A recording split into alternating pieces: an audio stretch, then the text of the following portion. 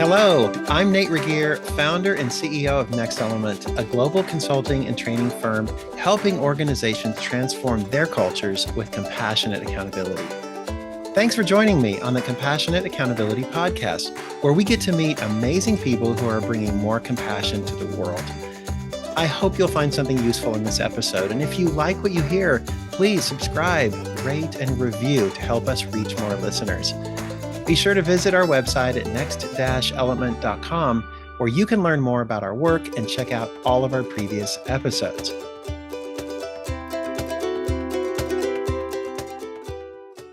My guest today is someone who's inspired millions of people, including me, to think and connect with each other differently. He's a leadership expert, marketing guru, prolific best-selling author, teacher, visionary, and blogger. I'm delighted today to have Seth Godin with me, someone I've admired and who's inspired me for many years.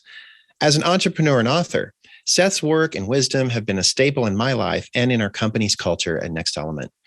Here are just a few of his credentials.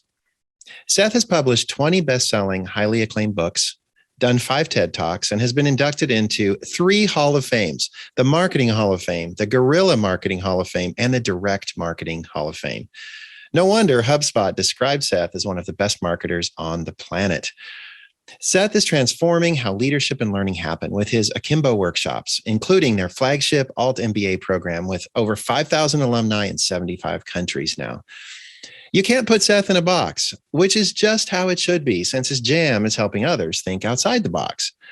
What I appreciate most about Seth is his consistent focus on authenticity, relationships, curiosity, and connection at the center of our lives. Today, I'm delighted to pick his brain and have a conversation about how all of this connects to compassion. Seth, I'm honored to have you on my show. Welcome. Well, thanks. That was very kind of you. I'll have to admit, trying to create an intro for you was really difficult because your interests and your impact are so multifaceted with so many different threads. So how would you describe yourself and how you show up in this world? Well, on a good day, I think I'm a teacher. I'm certainly not somebody who you can count on to stick with all the details of a project for years in a row. I like to see things a little differently, but then explain to people what I'm seeing. So yeah, I'll stick with teacher for now. That's wonderful. I subscribe to a lot of blogs, but I only read a couple of them religiously. And at the top of my list is yours. And at least once a week, someone from our team at Next Element will forward a post saying, how did he know we were struggling with this? Or was he watching us yesterday? Or this perspective is so helpful for something we're working on today. And so often the way you say something or the angle you take is so revealing. And I'm curious, I know you get asked this a lot, but how or why do you post every single day? Well, those are 2 totally different questions. Let's do both. I think everyone should write a blog post every day. I think going to bed knowing that tomorrow you need to say something to people who are interested that you can put your name on helps straighten out the way we think and notice things. And so I would do it even if only 4 people read my blog. As for how I do it, it doesn't matter. And this is really important, that the kind of pencil I use or the software is irrelevant. And I would be a blogger if I was, friends with someone in the 1800s who was a writer, or 50 years from now when everything is going to be, who knows, piped into our brain. The software doesn't matter. It's the act of doing it. Mm. And, some days it's one sentence and some days it goes on and on. But you do it every single day. The one sentence ones take much longer to write. Yeah. Yeah. Elegance and simplicity. A little more engineering probably goes into those. Yes, sir. These days, people that have been reading your blog or following you, there's lots they could be interested in. What are you involved in, or what are you excited about these days? Well, I have a new full-time job. I'm a volunteer, 12 hours a day, 7 days a week, building something we're calling the Carbon Almanac. And the Carbon Almanac is now 1,900 people in 91 countries. Everyone's a volunteer, building a book that's coming out in June that I hope will be the beginning of a movement. The movement is not created by us, but the idea is that 16 years ago, I wrote my first post about the climate, and everything is getting worse. We're not going to be able to solve this problem by quietly recycling plastic. We're going to solve this problem by talking about it, by connecting, and by creating systemic action. And so I've assembled a crew of people. The book went to the publisher last week. It's 97,000 words, written by a team of volunteers. We didn't make up anything. Every fact is footnoted on our website. And the goal is to give people the confidence to have the conversation. So That is my work right now. I feel like I've been training for it for 25 years, and it's going really well. Wow. Are there any main themes or discoveries or things you'd like to highlight that we can look forward to? Well, I think the thing that surprises people the most, the two biggest fact-based surprises are, one, your carbon footprint was invented by British Petroleum working with Ogilvy and Mather as a plan to get people who happen to have been paying attention to take the blame for systemic industrial problems. And number two, plastic recycling is a sham. It doesn't work and you shouldn't do it. Wow. Provocative and powerful. I'm excited for the book to come out. Wow. Yeah, it's the people who worked on it all came in with great intention, and we all had our lives changed by firsthand experience with what's actually true, as well as the privilege of working with each other in this intimate but digital way. It sounds like not only the content of this project, but the process of it is also in line with how you think about people showing up and trying to make a difference and putting themselves out there in new and creative ways. That's right. I mean, we didn't have a hierarchy. This young man, Vivek from India, showed up and ended up writing 15 of the pages. Michelle, who lives in Belgium, provided an enormous amount of insight.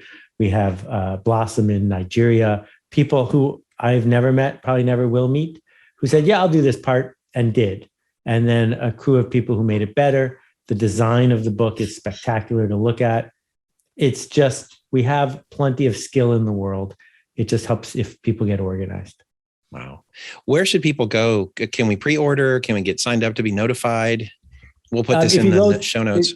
If you go to thecarbonalmanac.org, there's everything you need right there. Great. We'll put that in the show notes and make sure people are aware of that. Well, so on to the main topic. So at Next Element, our mission is to bring more compassion to every workplace and every relationship in the world. So why would I have a marketing guru on my podcast about compassion? Well, it's because so much of your wisdom is about relationships and connection. It seems like that's what you're talking about all the time, and authenticity. So let's talk about compassion. When I asked you to do this, you said, yes, let's go. So where do you want to start? Well, there are a bunch of things that I think I need to correct so that we have a shared platform for talking about this. First of all, I'm flattered if someone thinks I'm a marketing guru. I'm not. Marketing is misunderstood by a lot of people.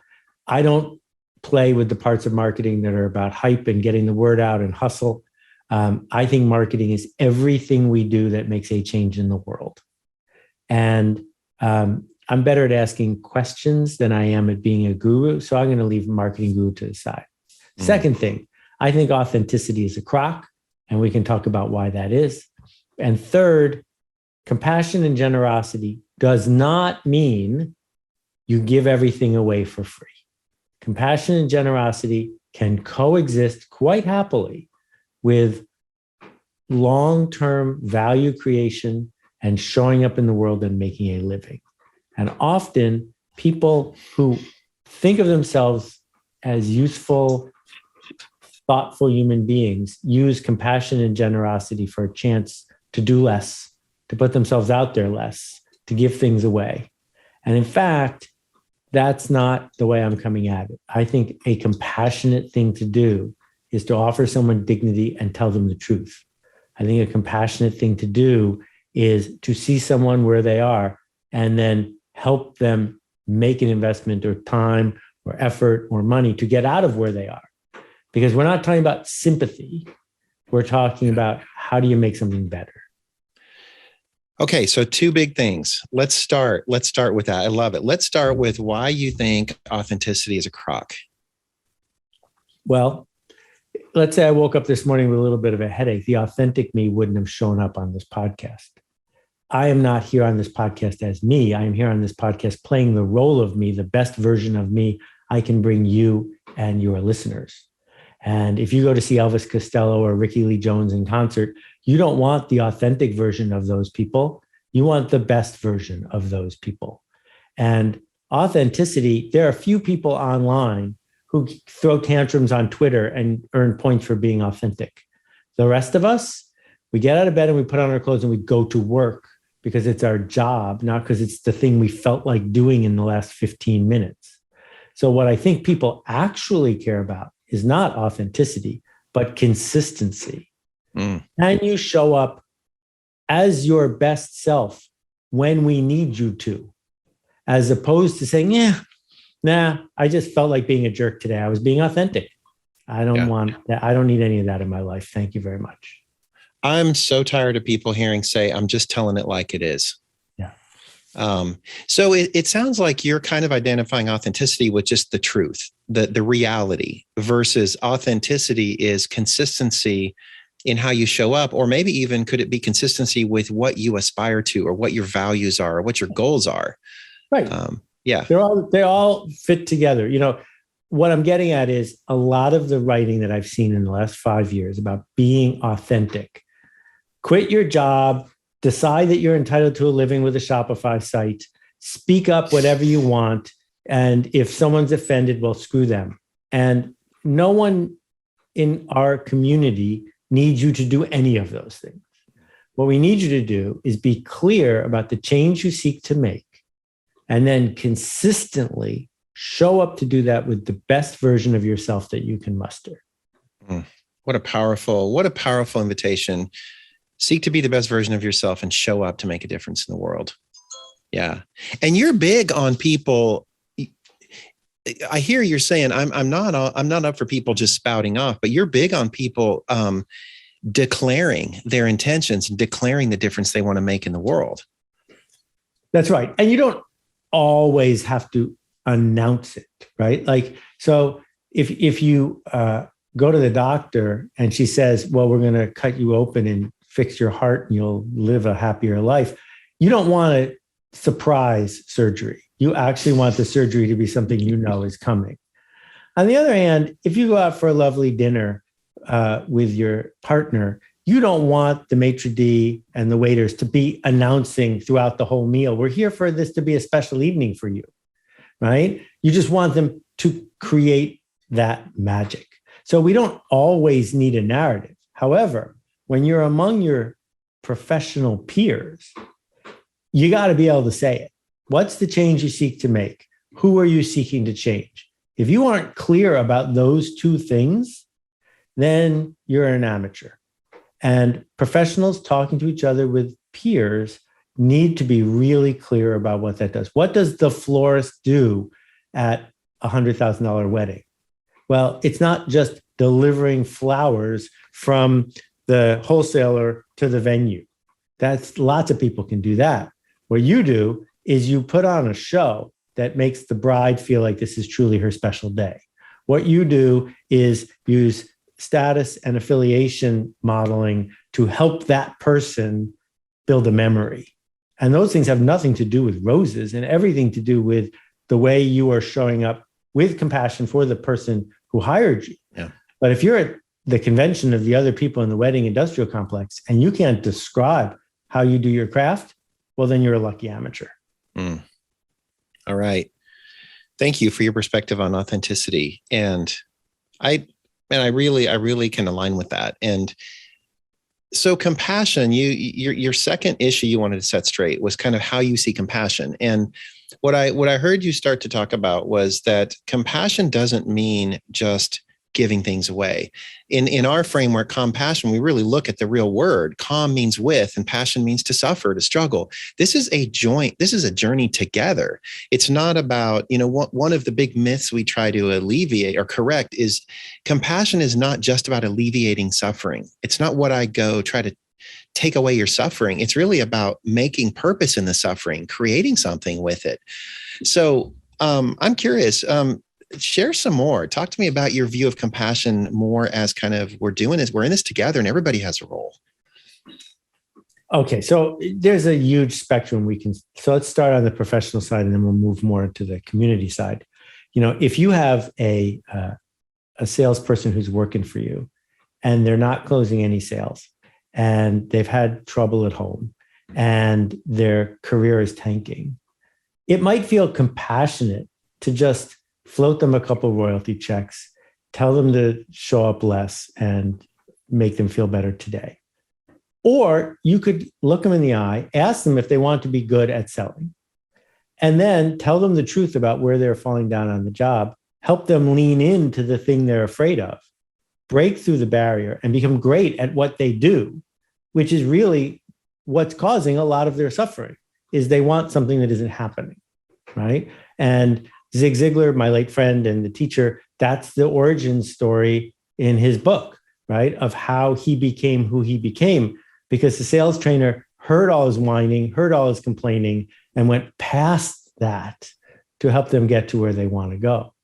But if I think about community, it feels compassionate to put $1 into the basket in front of somebody who is panhandling.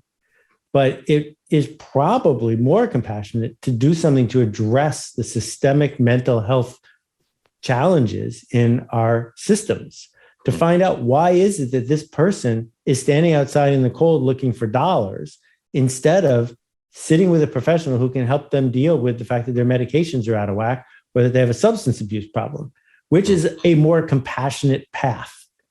And, there's a lot of retail fundraising that goes on in the United States. It's all about, give us $10 or we'll shoot this dog. And you give $10 and you feel like you're a good person. But in fact, the system didn't get any better. You just bought yourself off a little bit. And so what I'm arguing is, if you're, somebody who wants to bring beauty to the world through work in oil painting, giving your oil paintings away is not compassionate. Figuring out how to create the conditions where the people who will appreciate your work discover your work in a way that they eagerly pay for it, because that's part of the story, and it creates beauty in their life, is probably more sustainable and more systemic. So I don't have any room for the Milton Friedman, the market is always smart brutality.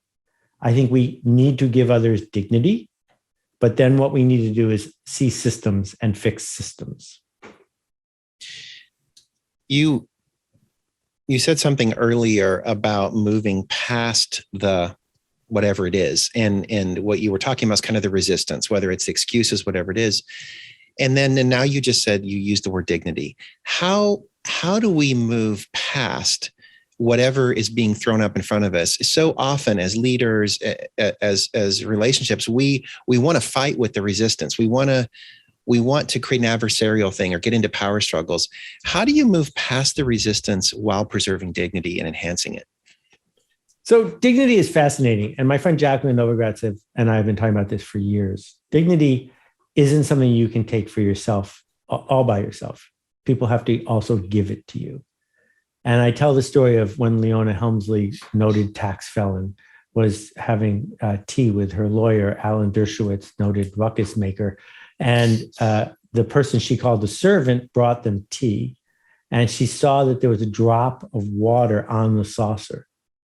And she picked up the teacup in the saucer and dropped it on the tile floor on purpose and made that person sweep it up.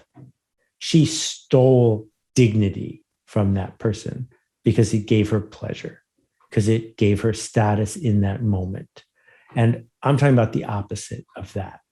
And the opposite of that is, how do I transact with somebody, whether it's financial or not, in a way that sees them, understands where they are coming from, and helps them get to where they want to go? And so I brought up Jacqueline at Acumen. So one of the Acumen investments is a company in Kenya called Juhudi Kilimo. And what Juhudi Kilimo does is they loan a farmer enough money to buy a cow. And you pay off the loan by selling the milk. And after, 5 months of selling the milk, you own a cow. And that interaction is not charity, because Juhudi Kilimo now has enough money to do it again. But the dignity that was granted to that farmer who can now send their kids to private school, who can now build another room for their family, who can now stand up in a culture that, like it or not, is driven by capital, is extraordinary. And that's the difference between the endless emergency of poverty, which is here's another bag of rice, we'll be back in a few weeks, right, and the systemic change that compassion can bring to the table. Wow. I grew up in Africa. My parents were missionaries. And one of the things I observed my father, he learned agriculture. He went to an ag school. He wasn't a preacher. And his whole thing was what he called back in the day, he used the word sustainable and he used the word appropriate technology, which is just what you're talking about. Probably that experience influenced me, but we talk about compassion as having these three switches. There's a switch of value, capability, and responsibility, and all three must be present. That the human value is inherent, but we also then must treat people as if that's true. And then the capability part is that we don't remove their capability. In your story of the cow, we trusted and enhanced that person's capability by asking them to do things like raise a cow and milk it and learn to do this, but also responsibility that they're accountable for their part in this relationship, that it's not a give. But yeah, I'm just curious about your perspective on that. These all three are really critical for these transactions to work. Yes. And also when we think about teaching is not a financial transaction, but teaching is a great example of this. Sometime around when someone turns 6 or 7, they will encounter the incompetence that organized learning creates, because you cannot learn something until you are momentarily incompetent. In that moment, you realize there is something to learn and that you don't know it. And in that moment, you either lean through that zone and come out on the other side, or you start a pattern of, I don't know how to do things. And this learned incompetence, if you look at adults who are, when I worked at Yahoo, the number one thing people searched on in the Yahoo search engine was the word Yahoo. That there are people who don't know the difference between a browser and a search engine, right? These are adults living in one of the wealthiest countries in the history of the world, using technology every day that they don't understand at all because there's a learned incompetence. And the compassionate thing to do is to say, where are you going? What are you trying to accomplish? Would you like to feel more competent? Would you like to have more leverage and ability? Well, if the answer is yes, then let me call you out on the fact that you are telling me you can't learn this, and instead teach you something if you're ready to learn it, the same way you learned how to drive a car. If people had to wait until they were 40 to learn how to drive a car, no one would know how to drive, because we'd all say, oh, it's too late for me, which is nonsense.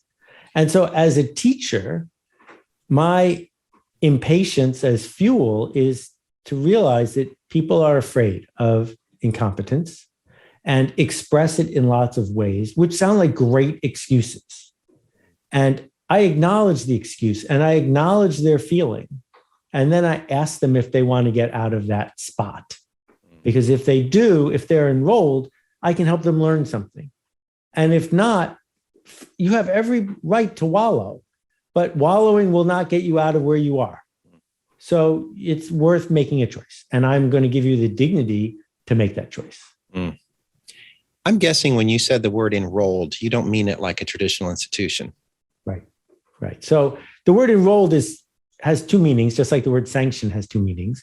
The word enroll might mean you are required to attend, like public school. But the real word, the way I use it, means you have voluntarily signed up. So somebody who gets into baseball isn't a baseball fan because they studied the baseball encyclopedia, know who Abner Doubleday was, have taken the tests, and is now allowed to go to a game. When you become a baseball fan, you learn the statistics because you want to. That's enrollment in that journey. They don't have to persuade you to go watch the Yankees. And that's how we learn everything, is we decide. Maybe we're trading it for an A, but after you're 20 years old, you can't do that anymore. So what are you doing? Well, you're trading your momentary incompetence for something else, and you are enrolled in that journey. And this is the challenge of the industrial economy, because people go to work to trade their time for money. But most of the time, they're saying, how little can I do to get the money?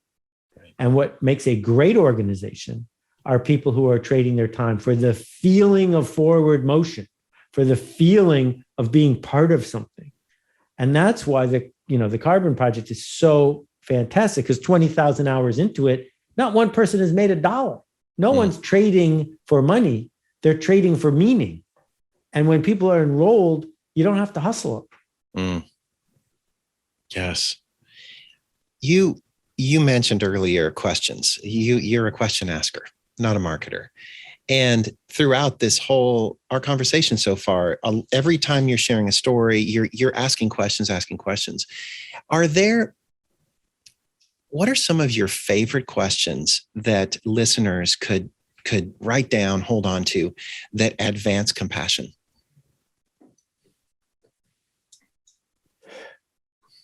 Okay, so I think the thing that is missing from lots of corners of our culture, but probably not among your listeners, is, what is this person afraid of? And as soon as you can ask that question, so many issues around hot buttons in our culture become much more clear. The person who you're disagreeing with, the person you're misunderstanding, might not be evil. They might simply be afraid. What is it that they are afraid of? And then the questions which get broader pretty quickly are, well, this change I seek to make, who is it for and what is it for? And is this person who's in front of me, who's in fear, are they willing to enroll in a journey to get out of fear if they believe that it's going to work? And then I just ask, what do they believe that I don't? What do they see that I don't see? Because the fact is, if two rational, well-meaning people see the same thing and believe the same thing, they will come to the same conclusion.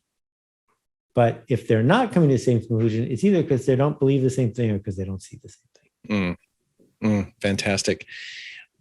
For leaders out there, a lot of my listeners are leaders that are trying to transform their relationships with the people that they lead to get them to enroll the right way.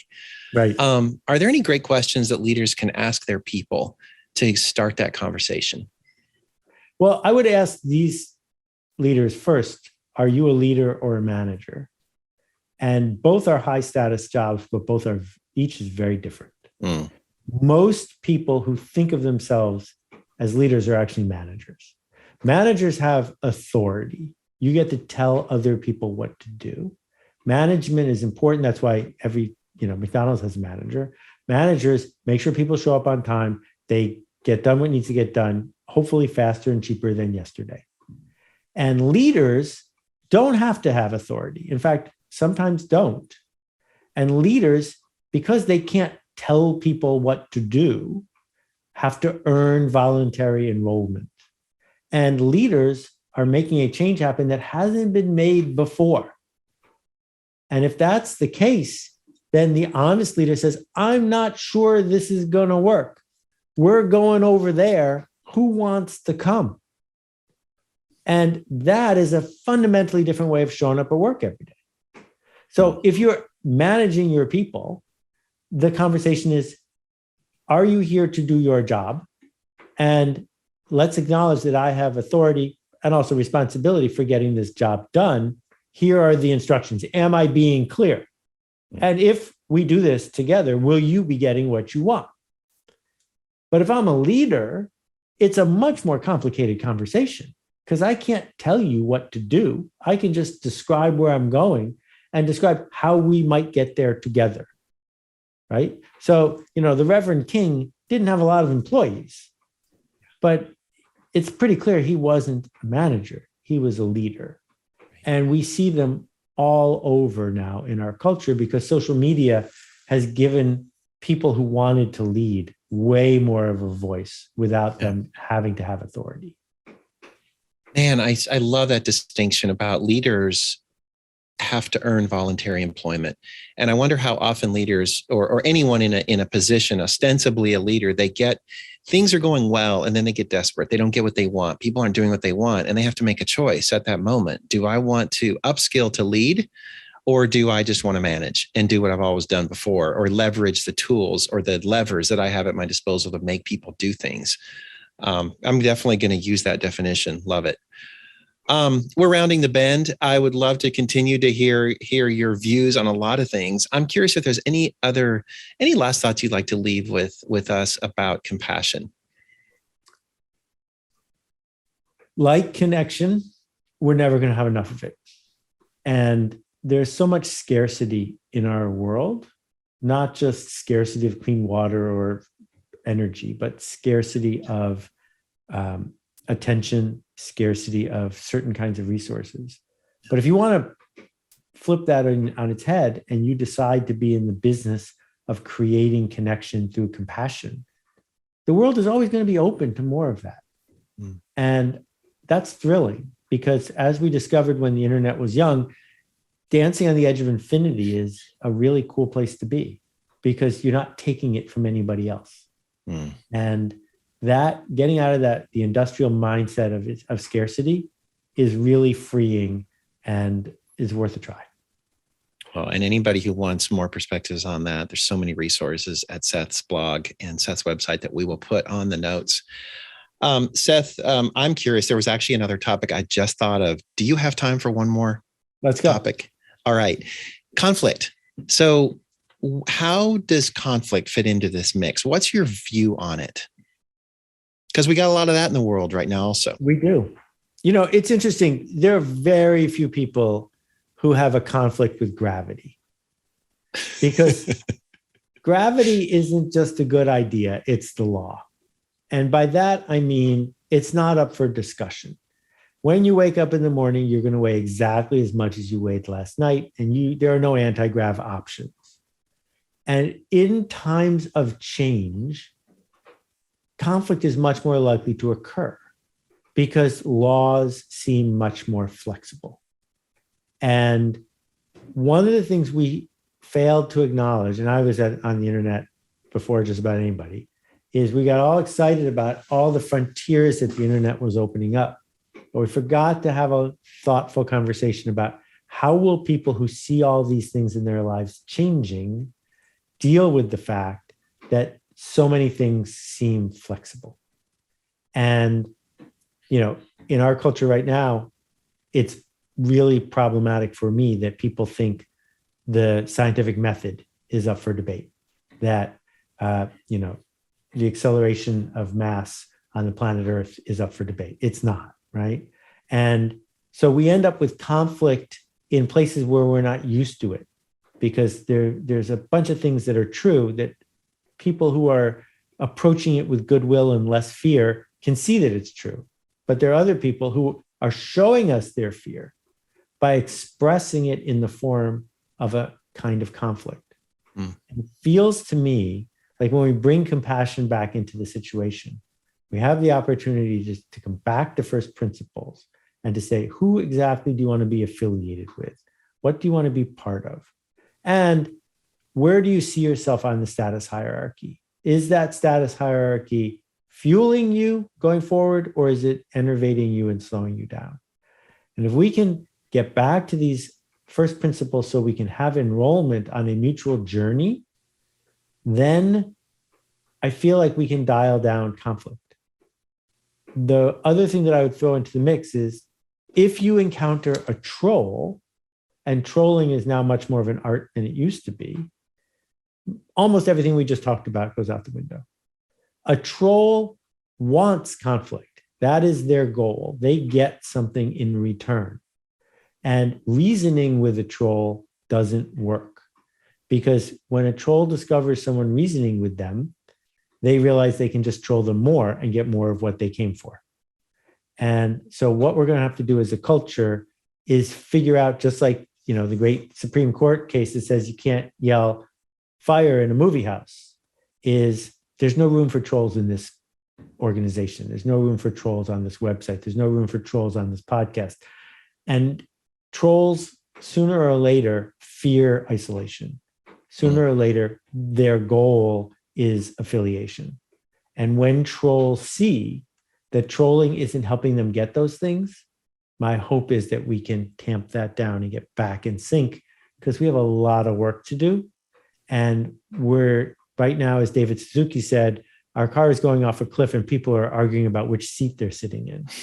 And I'm not sure that that's the best plan forward. Yeah. Wow. I'm curious how this conflict in Ukraine changes people's perspective on what matters and what we should be questioning and arguing about. Right. Yeah. Seth, thank you so much. The last thing I would ask you is, now we have to title our conversation, because it's not going to be called Marketing and Compassion anymore. And we're not going to call you a marketing guru. What shall we call what just happened? Well, first, I want to thank you showing up on the regular with a podcast on a topic like this. When you're not hustling, when you're just teaching, it's work for the tireless. And I hope you get enough positive feedback for the way you're doing it, because it's important stuff. And I thank you for that. Very much. Appreciate it.